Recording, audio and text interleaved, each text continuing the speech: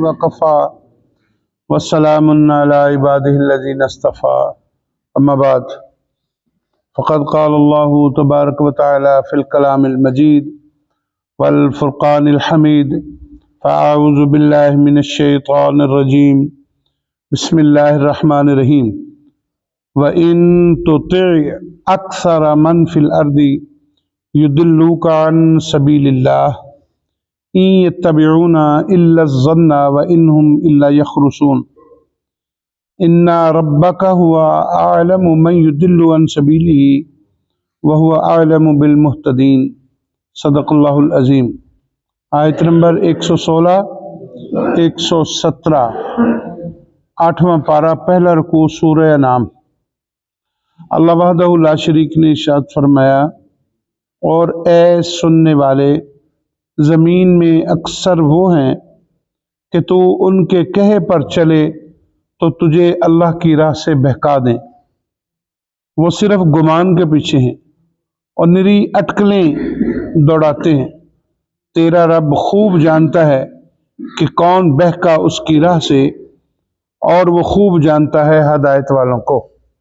یہ ہے معززین کرام ترجمہ ان دو آیات کا۔ مشرکین کی ایک جماعت رسول اللہ صلی اللہ علیہ وسلم کی بارگاہ میں آئی اور آ کر انہوں نے یہ سوال کیا کہ بکری اگر بغیر ذبح کرے مر جائے، بکری ذبح کیے بغیر مر جائے تو پھر حلال ہے کہ حرام؟ کیا ہے جی؟ رسول کائنات صلی اللہ علیہ وسلم نے ارشاد فرمایا حرام۔ انہوں نے اگلا سوال جو کیا وہ عجب تھا، وہ کہنے لگے کمال نہیں ہے، اپنے آپ کو مسلمان کہتے ہیں، شکرہ شکار کرے، باز شکار کرے، شکاری کتا شکار کرے، تم خود چھری لے کر اسے ذبح کرو تو وہ حلال ہے، اور جسے اللہ مارے وہ حرام ہے، اپنے آپ کو کیسے مسلمان کہتے؟ یہ سوال انہوں نے اٹھا دی۔ اب اس سوال کے جواب میں اللہ نے ان آیات کو نازل فرمایا ان کی تردید میں۔ آپ کے تو علم میں ہے نا یہ بات کہ بکری کیوں حلال ہے، گائے کیوں حلال ہے ذبح کرنے کے بعد، پتہ ہے نا کہ نہیں پتہ؟ میں بتا دیتا ہوں۔ بکری اس لیے حلال ہے، مر جائے تو حرام ہے، بھینس مر جائے تو حرام ہے، گائے اونٹ مر جائے تو حرام ہے۔ بکری اس لیے حلال ہے کہ اس کی گردن پر چھری رکھ کر اس کا خون بہایا جاتا ہے اور ساتھ پڑھا جاتا ہے بسم اللہ اللہ اکبر، اللہ کا نام لیا جاتا ہے۔ جانور وہ حلال ہے جس کی گردن پر چھری پھیری جائے اور ساتھ میں اللہ کا نام لیا جائے۔ اگر اللہ کا نام نہ لیا جائے تو وہ جانور حلال ہے۔ تو مچھلی کو کیوں نہیں آپ چھری پھیرتے؟ پھیرتا ہے جی کوئی؟ مچھلی کو کوئی نہیں نا چھری پھیرتا۔ مچھلی کو کیوں نہیں چھری پھیرتے؟ مچھلی کو اس لیے چھری نہیں پھیرتے، بہت سارے لوگ کہتے ہیں جی وہ پہلا ہی حلال ہے۔ پہلا حلال والا مسئلہ نہیں ہے۔ مچھلی کو چھری اس لیے نہیں پھیرتے کہ مچھلی میں خون نہیں ہے۔ مچھلی میں کیا نہیں ہے؟ مچھلی میں خون نہیں ہے، اس لیے مچھلی کو ذبح کرنے کی ضرورت نہیں ہے۔ ہر اس جانور کو ذبح کیا جائے گا جس میں خون ہے، اور ذبح کر کے اللہ کا نام لیا جائے گا اور پڑھا جائے گا بسم اللہ اللہ اکبر۔ اور اگر نہ پڑھا جائے اور بغیر پڑھے چھری پھیر دی جائے، نیت بھی نہ ہو، دماغ میں بھی نہ ہو، ذہن میں بھی نہ ہو، تو پھر وہ جانور حرام ہے۔ اب ان کی تردید میں اللہ نے اس آیت پاک کو، ان آیات کو نازل فرمایا۔ پڑھیے ان آیات کو، اللہ کیا فرما رہے ہیں؟ وَإِن تُطِعْ أَكْثَرَ مَنْ فِي الْأَرْضِ يُضِلُّوكَ عَنْ سَبِيلِ اللَّهِ۔ اور اے سننے والے، یہ بات ذہن میں رکھیں کہ یہ فرمان میرے رسول سے نہیں، یہ فرمان تمام امت مسلمہ کے لیے۔ وہاں جو صحابی کھڑے یہ بات سن رہے تھے ان کے لیے، سرکار کے لیے نہیں، کیونکہ سرکار کسی کی اطاعت ہے، بولو بھائی، سرکار کسی کی اطاعت میں، اور یہاں اطاعت کی بات ہو رہی ہے۔ وَإِن تُطِعْ أَكْثَرَ مَنْ فِي الْأَرْضِ، زمین میں رہنے والوں کی اگر اطاعت کروگے. میرے رسول نے تو کسی کافر کی اطاعت نہیں. وَإِن تُطِيعْ أَكْثَرَ مَنْ فِي الْأَرْضِ، اور اے سننے والے، زمین میں اکثر وہ ہیں، اکثر وہ ہیں کہ تو اگر ان کے کہنے پر چلے یُضِلُّوکَ عَن سَبِیلِ اللَّہ، تو تجھے اللہ کی راہ سے بہکا دیں گے. اچھا، یہ اکثریت اکثر کیوں کہا ہے؟ یہ اس وقت کی بات ہے جب اسلام صرف مکہ شریف میں تھا اور مومن بھی صرف مکے میں تھے، اور اکثریت کافروں کی تھی اور مسلمان جو تھے وہ کم تھے. اس لیے فرمایا اللہ نے کہ مکے میں رہنے والے، یا پوری امت مسلمہ کے لیے ہے کہ جہاں بھی رہو، وَإِن تُطِيعْ أَكْثَرَ مَنْ فِي الْأَرْضِ، اکثر لوگ وہ ہیں جو تجھے ورغلا دیتے ہیں، راستے سے ہٹا دیتے ہیں. کہیں دے نہیں آ کے یار تسی رفع دن کیوں نہیں کر دے، منڈے نو کھلار دے نہیں، کھلار دے نہیں، اور تسی نہیں کر دے، تسی نہیں کر دے، اور تسی آقادہ کر دے ہو، کام کی کر دے ہو، اور تسی ختم دعائی جاندے ہو. یاد رکھو، یہ میں سرکار کی حدیث سنا دوں آپ کو. اللہ کے رسول صلی اللہ علیہ وسلم نے ارشاد فرمایا، شیطان سے بچو. شیطان کا سب سے پہلا حملہ تمہارے مستحبات پر ہوتا ہے. کس پر ہوتا ہے؟ مستحبات پر. ملاد شریف دی محفل کی ہے مستحب، کل شریف دی محفل کی ہے مستحب، 40ویں دا ختم کی ہے مستحب. فرض نہیں ہے. آپ کر سکتے ہو تو کر لو، اس کا آپ کو ثواب ملے گا، اور اگر نہیں کر سکتے تو گناہ کوئی نہیں. یہ مستحب ہے. شیطان سب سے پہلے مستحبات کی دیوار میں سوراخ کرتا ہے، اس کے بعد پھر وہ نوافل کے پیچھے، پھر سنتوں کے پیچھے، پھر واجبات کے پیچھے، حتیٰ کہ فرائض. کچھ تو رہے ہی فرائض جو کہ رہے ہیں اور ان کو کام ہی کوئی نہیں رہے، کہتے فرض پڑھو تو بس پوری ہوگی. یہ اپنا اپنا نصیب ہے. ہم اس معاملے میں بحث کرنے کی ہمیں ضرورت نہیں ہے. جو جس کے قابو آ گیا وہ اس کے مطابق زندگی بسر کر رہا ہے. یہی اللہ فرما رہے ہیں وَإِن تُطِيعْ أَكْثَرَ مَنْ فِي الْأَرْضِ، زمین پر اکثر وہ ہیں جن کی تو اطاعت کرے گا، يُضِلُّوكَ عَن سَبِيلِ اللَّهِ، تو تجھے اللہ کی راہ سے بہکا دیں گے. کبھی وہ تیرے میلاد میں نقص نکال لیں گے، کبھی وہ تیرے کل شریف میں نقص نکال لیں گے، کبھی وہ تیرے 40ویں میں، کبھی وہ تیرے جمعے کے بعد کھڑے ہو کر پڑھنے والے درود میں، کبھی کہیں گے تو نماز کے بعد جو پڑھتے نا لا الہ الا اللہ، اس نال بڑے لوگوں کی نماز خراب ہوتی، حالانکہ نہیں ہوتی. یہ مسئلہ ہی الگ ہے، جب کبھی آئے گا پھر کریں گے. تو اللہ نے ارشاد فرمایا یُضِلُّوکَ عَن سَبِیلِ اللَّہ، تو تجھے اللہ کی راہ سے بہکا دیں گے. يَتَّبِعُونَ إِلَّا الظَّنَّ، وہ صرف گمان کے پیچھے ہیں. کس کے پیچھے؟ گمان کیا ہوتا ہے؟ شک. اپنے طور پہ سوچی جانا، این جی ہوئے گا، اے این جی ہوئے گا، اے این جی، ایسے ہی ہو سکتا ہے. جی جیسے بندہ کھجور کے درخت کے نیچے، مثال دے رہا ہوں، یا کسی بھی پھلدار درخت کے نیچے کھڑا کسی پھل کو دیکھے اور دیکھ کر کے یہ پک گیا ہوگا، یہ گمان ہے. یہ پک گیا ہوگا، یہ کھجور پک گئی ہوگی. اس آم کا جو رنگ ہے وہ پیلا ہو چکا ہے، یہ پک گیا ہوگا. اب اسے اتارا اور اتار کر کاٹا تو وہ کھٹا نکلا. اس کا گمان غلط ہو گیا. گمان غلط بھی ہو سکتا ہے، گمان صحیح بھی ہو سکتا ہے، لیکن حقیقت وہی ہے جو اللہ کرے. تو يَتَّبِعُونَ إِلَّا الظَّنَّ، وہ اپنے گمان کے پیچھے ہیں. انہیں گمان کیا ہے؟ جو ہم کر رہے ہیں صحیح کر رہے ہیں. اور وہ کیا کر رہے ہیں؟ وَإِنْهُمْ إِلَّا يَخْرُصُونَ، اور نیلی اٹکلیں دوڑاتے ہیں، فضول اندازے دوڑاتے ہیں، نیلی اٹکلیں. وہ یہ کہتے ہیں ہمارے ابا جی ٹھیک تھے، ہمارے دادا جی ٹھیک تھے، ہمارے ابا جی نے ایسے نہیں کیا، ہمارے دادا جی نے ایسے نہیں کیا.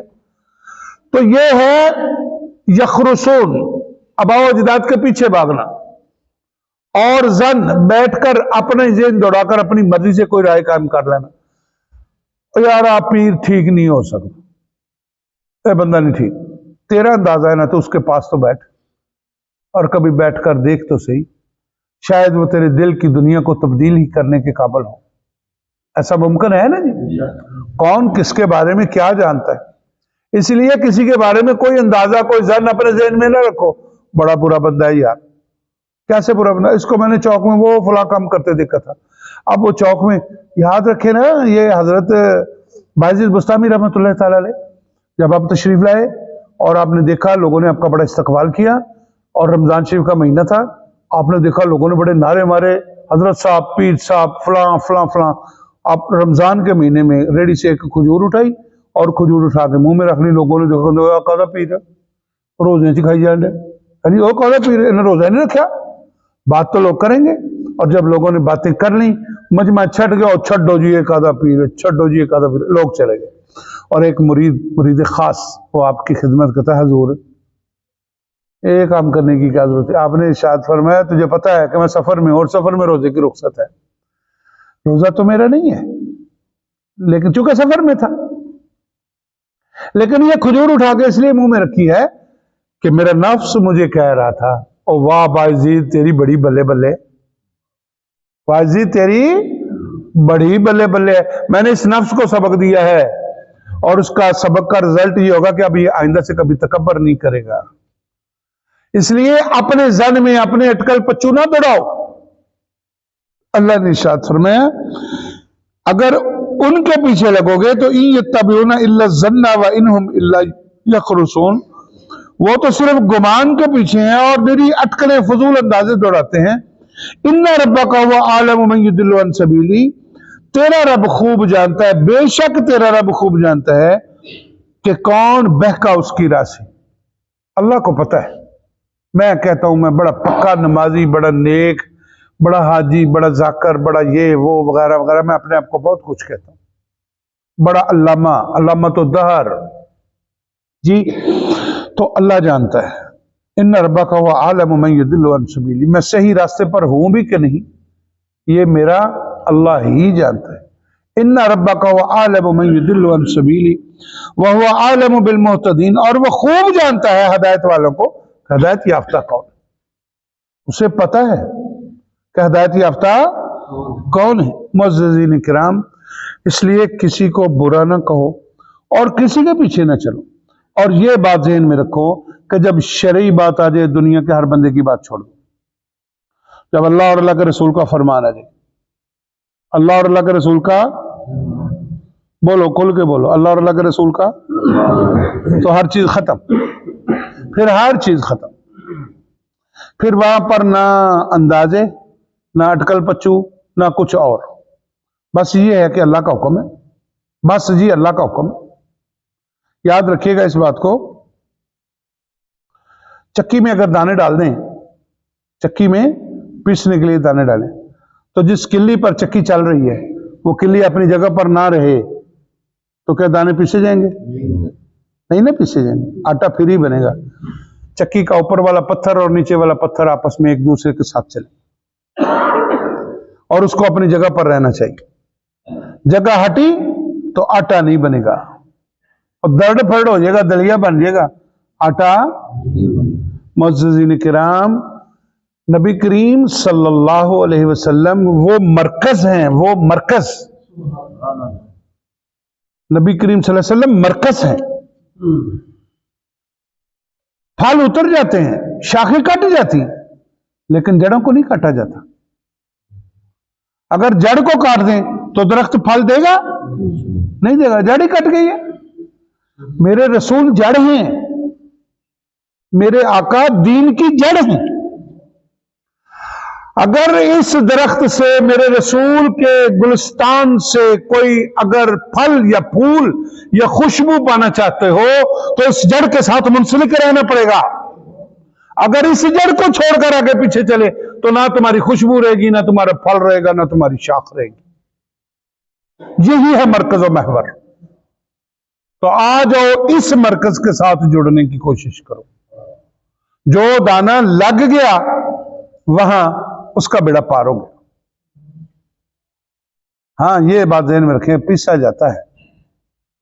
رسول کائنات صلی اللہ علیہ وسلم کے پاس ایک صحابی آئے, آ کر عرض کی اسی پریشان ہو جانے ہیں نا, دنیا والے ہیں نا, دنیا کے لالچی ہیں. رسول اللہ صلی اللہ علیہ وسلم کے پاس ایک صحابی ہے, اللہ کے رسول صلی اللہ علیہ وسلم نے ارشاد فرمایا ابھی سنا تجھے کس سے پیار ہے. یہ دیکھو کیسا سوال میرے آقا نے کر, سنا تجھے کس سے پیار. عرض کی یا رسول وسلم سچی بات یہ ہے کہ پوری کائنات میں ہر چیز سے بڑھ کر مجھے آپ سے پیار ہے. اللہ کے رسول صلی اللہ علیہ وسلم نے یہ سنا تو ارشاد فرمایا اچھا سوچ لے. یہ بندہ کہتا ویلا سرکار نے ارشاد میں سوچ لے. عرض کی یا رسول وسلم سوچ کے میں نے بتایا مجھے سب سے بڑھ کر آپ سے پیار. आपने इरशाद फरमाया पक्का है? कहने लगा जी पक्का हूं या रसूल सल्लम, मुझे सबसे बढ़कर आपसे प्यार है। तो अल्लाह के रसूल सल्लल्लाहु अलैहि वसल्लम ने इरशाद फरमाया अगर तुझे मुझसे प्यार है तो तैयारी कर, अल्लाह तुझे आजमाइशों में भी डालेगा। फिर अल्लाह तुझे हाँ जी, हाँ जी, फिर आएंगी सख्तियां आएंगी, अल्लाह चेक करेगा कच्चा है कि पक्का, कच्चा है कि पक्का।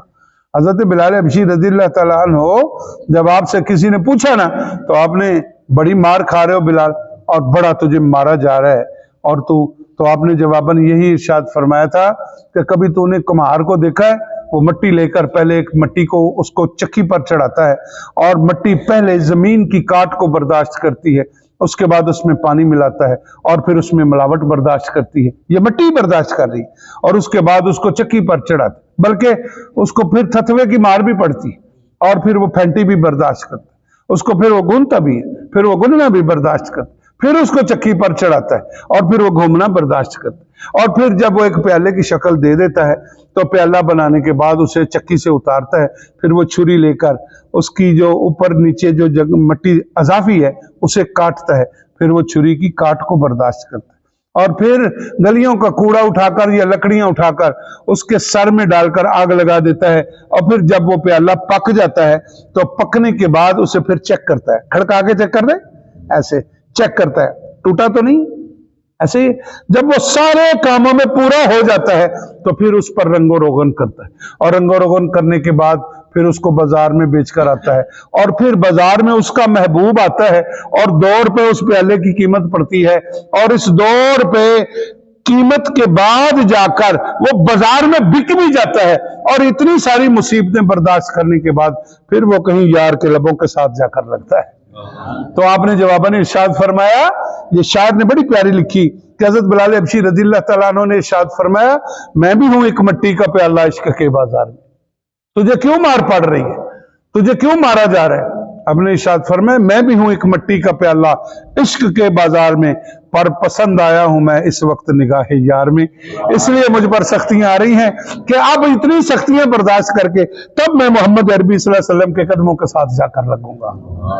तो भाई सख्ती आ जाए तो परेशान ना हो, दीन के मामले में खड़े रहो। अल्लाह वादा शिक मुझे आपको हम सब लोगों को इन सब बातों को याद रखने की और इन पर अमल करने की तौफीक अता फरमाए। वमा अलैना इल्लल बलागुल मुबीन।